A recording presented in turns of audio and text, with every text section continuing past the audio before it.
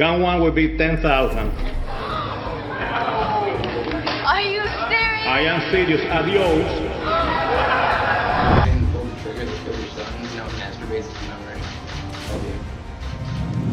I told my son, man up and tell what happened. And he did that. God! God! God! God! These are the most disrespectful courtroom kid moments of all time. Case 1. Penelope Soto. Our first stop is in Miami. Dade Circuit Court, where 18-year-old Penelope Soto made headlines for all the wrong reasons during her pre-arraignment for drug possession. In 2013, Soto crashed her bike on Southwest Street while high on Xanax. When police arrived, they found 26 Xanax bars in her purse, enough to land her in serious legal trouble. The next day, Soto appeared in court, but instead of taking the situation seriously, she turned it into a spectacle. Good morning, Ms. Soto. You're being charged with possession of Xanax. B-A-R-S. I don't know what that is. What is Bars. Xanax bars, that's how they're referred to. Xanax bars. All right, I understand you're eligible for hotel service. She giggled, played with her hair, and swayed unsteadily, clear signs that she was still under the influence. When asked about her financial assets, she has been this say. What do you own? I own a lot of jewelry, all right, as well as Go a ahead. car. Well, how much would you say your jewelry is worth? Well, it's not a joke, you know. We are not in a club now. Okay, but it's Well, kind you of, see, you know, we but are not in a club. Be serious about it. I'm serious about Oh, it. you're You being just very. made me I can laugh. see you're serious, all right. You just made me laugh. I apologize. It's all right. How much is your jewelry worth? It's worth a lot of money. Like what? Like Rick Ross. While discussing the value of her jewelry, she made a bizarre reference to rapper Rick Ross, as if that explained anything. Judge Jorge Rodriguez Chomat was less than amused. He then inquired if she had taken any drugs in the past 24 hours.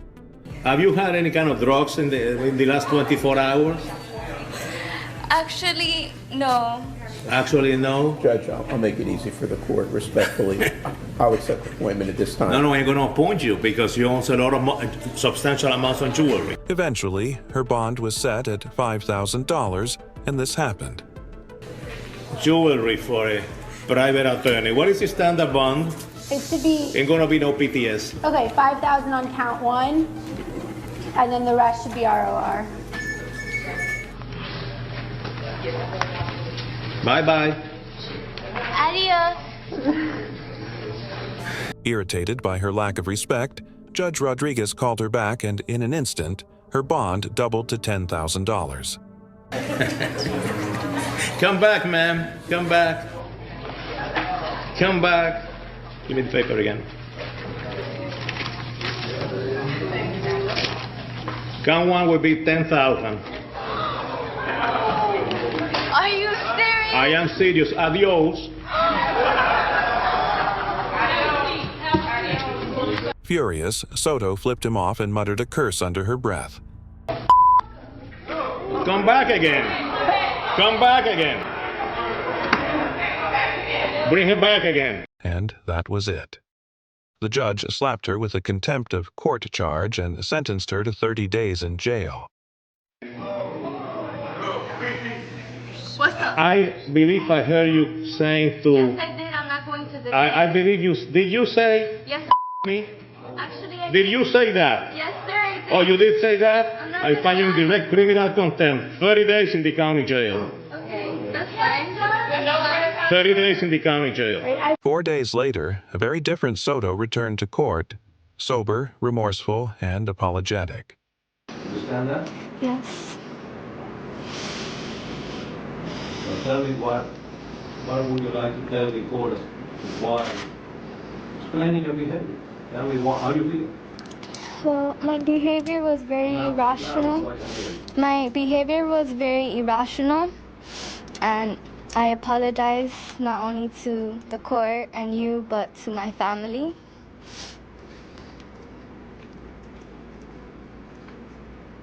Don't cry. Just don't. Don't cry, I'm not a monster. I know, I make you laugh, but it's all right. Don't cry, I'm not a monster. Go ahead, tell me. And I normally don't act like that. Seeing her change in demeanor, Judge Rodriguez softened and revoked her sentence. I am going to vacate the judgment of contempt and also set aside, cancel, or end the remaining of your county jail sentence. Thank you, Your Honor. Thank you. Good luck to you, Ms. Soto. I really do hope that you learn your lesson. Soto completed a court-ordered drug program, and her charges were dropped. Case 2. TJ Lane next, we step into the Geauga County Court of Common Pleas in Ohio, where a young killer faces judgment for a crime that shook an entire community. TJ Lane was just 17 when he turned an ordinary school day into a nightmare. On February 27, 2012, he walked into the cafeteria of Chardon High School and opened fire. Chaos erupted. Students ran for cover. Panic-stricken 911 calls flooded in. As gunshots rang out, assistant football coach Frank Hall sprang into action, chasing Lane out of the building. Moments later, police arrived and arrested him. But the damage was already done. 16-year-old Daniel Parmore died at the scene. 17-year-old Russell King Jr. and 16-year-old Demetrius Hewen later succumbed to their injuries at the hospital. Another student, 17-year-old Nick Walsack, survived but was left permanently paralyzed. Lane had targeted his own classmates, leaving a trail of devastation. Charged as an adult with 3 counts of murder, Lane's background soon came under scrutiny. Friends described him as a quiet loner, someone who kept to himself. Reports painted a darker picture. His father had a history of violence and had served time for assault, while his mother was frequently absent. Initially, Lane pleaded not guilty by reason of insanity, claiming he heard voices. But after being deemed competent to stand trial, he chose to plead guilty to avoid the death penalty. So did you plead guilty today? Yes, Your Honor. During his trial, Lane made it clear he felt no remorse. As grieving families confronted him in court, he smirked. Watch Lane as Holly Walsack speaks. Nick is a very kind and loving. Why would you want to hurt him? You don't know kind. Then, in a shocking display of arrogance, he unbuttoned his shirt to reveal a white t-shirt with the word "killer" scrawled across it, the same message he had worn on the day of the shooting. If that wasn't horrifying enough, he looked his victims' families in the eye and mocked them. Alright, it's saying to pull the trigger to kill your son, masturbates to memory. Love you. For his chilling lack of remorse and brutal crimes, the judge has this to say. First, the defendant's conduct was without any provocation. Second, it was extreme. He was relentless in his shooting. He repeatedly fired his gun at these victims in sequence, moving in a position to better the aim. He inflicted extreme injury, and he kept shooting, emptying the magazine that was in the gun of all 10 of its shells. TJ Lane was sentenced to life in prison without the possibility of parole. But for the families he destroyed, no sentence could ever bring back what they lost. Case 3. Alvin Foy. We head to Albany, New York for a sentencing hearing. 20-year-old Alvin Foy III has been convicted of second-degree murder, attempted murder, and multiple weapons charges. 2 years earlier, a night of violence unfolded on Essex Street in downtown Albany. Police say Foy and his accomplice, 20-year-old Jameer Manning, opened fire 31 rounds into a crowd. Their target? A man they'd argued with earlier, who was hit in the shoulder. But one of those bullets hit an innocent victim, 18-year-old China Forney. The high school senior was immediately rushed to the hospital, but tragically didn't survive. The other victim was treated and later released. Foy and Manning, who both knew China, ran from the scene. But they didn't get far. The police linked them to the car used in the shooting, leading to their arrest. Manning chose to plead guilty to the crime and was sentenced to 20 years to life in prison. Foy, however, pleaded not guilty and went to trial. After hearing all the evidence, the jury returned a verdict of guilty. As China's sister delivers a victim impact statement, Foy doesn't show remorse. Instead, he smirks. Alvin Foy, on May 3rd, 2021, you are your co-defendant. Excuse me a second. Let the record reflect that the defendant is laughing during the victim impact statement. Regardless of whether you admit to brutally murdering her, you wouldn't sit at sentencing and laugh about it. I didn't do nothing. That's, sir, your time to speak has ended. When Foy's smile twists into laughter, the judge quickly steps in. Yet, even after being called out, Foy keeps making faces, unfazed by the seriousness of the moment. I would expect it better from you, and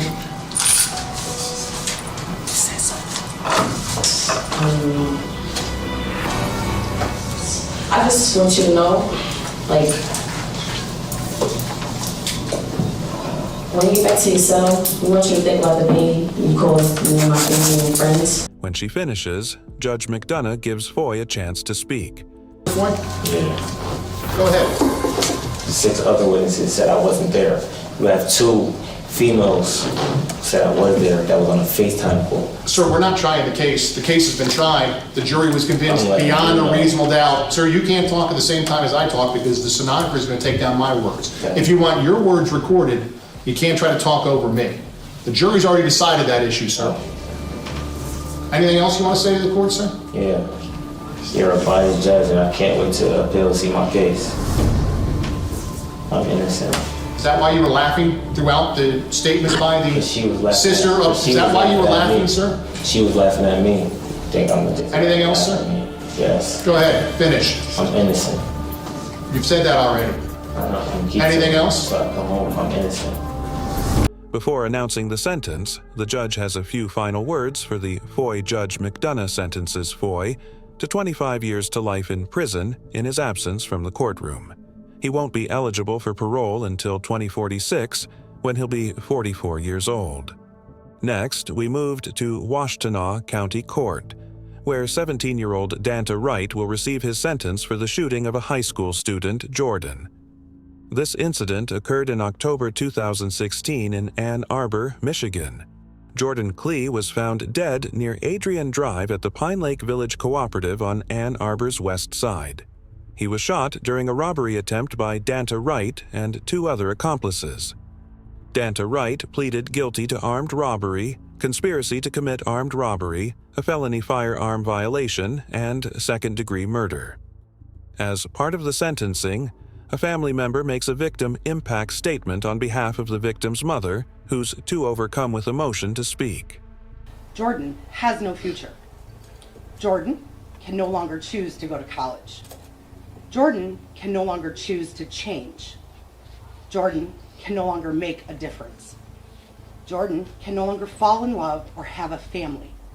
Jordan no longer has a future. I've lost my only child, my son, my baby, my friend. More than that, I've lost laughter and love. The room was heavy with emotion, but Wright's expression barely changed. When Wright was given a chance to speak, this is what he had to say. I'll be home soon, R.I.P. Keon, I love my family. That's all you got to say. At this point, the judge's patience snapped. You know, I have never in 23 years approximately ever not accepted a sentence agreement between the parties because it's bargained for, sentenced by the parties. But watching you sit there, smile and laugh and shake your head like this was no big deal, I'm very tempted to just say, I'm not going to accept this sentence agreement. We'll go to trial. And if you're convicted of felony murder, you'll go to prison for the rest of your life. That means you'll die there. That's what I'm tempted to do. Wright has another opportunity to address the court, this time through his attorney. Anything further, Ms. Goldstein? Your Honor, my client asked me to apologize to the court. His smiling was in no way meant as disrespectful either to the family, to the victim, or to this court. My client is 17 years old. he has some emotional problems and frankly was scared. And some people display fear by smiling. He really meant no disrespect. He does take this very seriously. Next, we're in Berea Municipal Court. The defendant, 21-year-old Milton Watts, stands before Judge Chris Green. He turned himself in after a warrant was issued for his arrest for failing to appear in court on a domestic violence charge. You were supposed to be here last month. You did not appear. Why weren't you here? I had work. My mom didn't show up. Somebody died in the family. There was no reason for me to be here. Well, it's not an engraved invitation, son. It's a court order. All right. I'm resetting it then for you. From the start, things weren't looking good for Watts, but he seemed confident handling the situation on his own. It quickly became clear that Watts didn't fully understand how court worked. Judge Green, known for being strict, doesn't like the attitude. Watts had already made things worse for himself, but he didn't stop there. Watts' mother and sister tried to calm him down, but he kept going. Deputies and court staff quickly arrived for backup. At first, the judge sentenced Watts to 360 days for his behavior, but after Watts calmed down, he reduced it to 90 days, about 4 days for every bad word he used. For the original domestic violence charge, Watts later pleaded no contest and was sentenced to 5 days in jail. Case 6. William Demopoulos. Now, we are back again at Berea, Ohio for a probation hearing. The defendant, 18-year-old William Demopoulos, is on probation for criminal damage, unauthorized use of a vehicle, and obstructing official business. Right from the start, things aren't going well. Judge Chris Green is frustrated with Demopoulos for refusing to hand over his cell phone to a probation officer. I'm telling you, you do what you're told to do, when you're told to do it, how you're told to do it. Give me that phone. You took it all. What's in that phone you don't want us to find? Nothing, I just didn't see no need for you guys to confiscate my phone and go through it. And you play by, just as I told you, you play by your rules. You don't want to play by anybody else's rules. The judge hands the phone to a clerk, and Demopoulos starts to back away. Come here, for the rest of your probation. Come here. Go ahead, wait.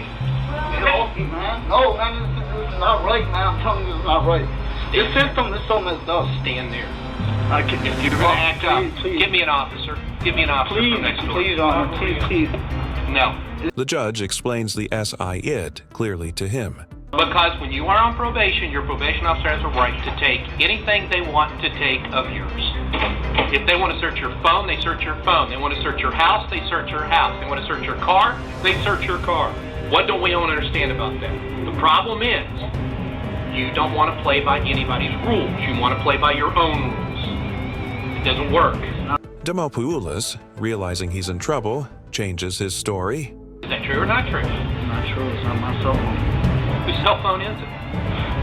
It's my brother's. Then why didn't you tell them that? I need him handcuffed. Even with officers closing in, Demopoulos refuses to cooperate. His next action was what no one expected. Deputies eventually tackle him to the ground. Meanwhile, his grandfather watches in shock. The judge revokes Demopoulos' probation and charges him with resisting arrest. He is sentenced to 40 days in jail. Case 7. Nicholas Lindsay. Now, we're heading to Florida, where 16-year-old Nicholas Lindsay is back in court for the murder of Officer David Crawford from the St. Petersburg Police Department. It all started on February 21st, 2011. Officer Crawford responded to a call about a suspicious person near Tropicana Field. A witness had spotted someone later identified as Lindsay, jumping fences and holding a brick, possibly trying to break into a home. When Officer Crawford arrived and stepped out of his car, he had no idea what was coming. In a sudden, brutal attack, he was ambushed and shot multiple times at close range before he could even reach for his notepad.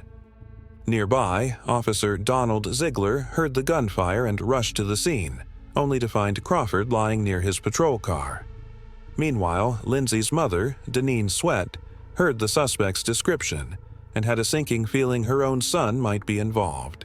She convinced him to come clean and was by his side when he confessed to police. I told my son, man up and tell what happened. And he did that. By March 7th, 2011, a grand jury had charged Lindsay with first-degree murder. He was sent to the Pinellas County Jail, where he was held with other juveniles facing adult charges. Thanks to a Supreme Court ruling that said juveniles couldn't automatically get life sentences, Nicholas Lindsay's case got a second look. But here's where things get crazy. Every time he's in court, he acts like he doesn't have a care in the world. The judge is reading this emotional statement about the pain Lindsay caused, and he's just sitting there like it's nothing. What the court decided was that juveniles, people under the age of 18 that commit a crime, don't have the same mental capacity to think like adults. Therefore, they should be treated differently. His lawyers, on the other hand, tried to push for a lighter sentence. But the prosecution came back strong. They had proof that Lindsay was still causing chaos behind bars, getting into fights, sneaking in contraband, and staying violent. The judge wasn't buying his so-called rehabilitation and decided to stick with life in prison. There's no indication that this type of violent behavior will stop. And with this, Lindsay's fate was sealed. Crawford's daughter, Amanda, has this to say. Justice was served, and I'm glad it's over, and it just kind of proves to me that he's an animal as he sat there smiling. Case 8. Damon Kemp.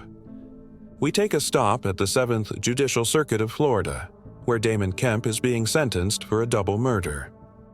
On the night of December 7th, 2018, reports say that Kemp shot and killed two 19-year-olds, Trey Ingram and Jordan Payton, in an apartment in Daytona Beach. Witnesses said they heard a loud bang during the incident. In court, Kemp, who was in a wheelchair, became very upset and shouted repeatedly, God! God! God! God! God! God! God! God! Kemp looked confused during the hearing, and as time went on, his face became even more unsettling. The victim's mother cried during the entire trial and even left the courtroom for a while. She shared her deep sadness, saying she would never hear her son's voice again. Kemp was found guilty of 2 counts of second-degree murder and was given 3 life sentences in a row. Case 9. Peyton Gendron. Up next is the story of Peyton Gendron, the Buffalo mass shooter. His trial unfolded in Erie County Court in Buffalo, New York, where the drama of the case left everyone stunned. On May 14, 2022, a tragic mass shooting occurred at a Tops Friendly Markets in the East Side neighborhood of Buffalo, New York. 10 people, all African Americans, lost their lives, and 3 others, including 1 African American, were injured. When I first saw him shooting, he shot a woman, he shot a deacon, he shot another woman, and then he went in the store and started shooting again. Gendron was soon arrested and charged with first-degree murder. Things took a dramatic turn when Barbara Massey's sister of Catherine Massey, one of Gendron's victims, got up to give her victim impact statement. I'm very sorry for stealing the lives of your loved ones. I cannot express how much I regret all the decisions I made leading up to my actions on May 14th. I did a terrible thing that day. I shot and killed people because they were black. Looking back now, I can't believe I actually did it. I believed what I read online and acted out of hate. I know I can't take it back, but I wish I could. And I don't want anyone to be inspired by me and what I did. Suddenly, chaos erupted. Just as Barbara was finishing her speech, one of her family members lost control.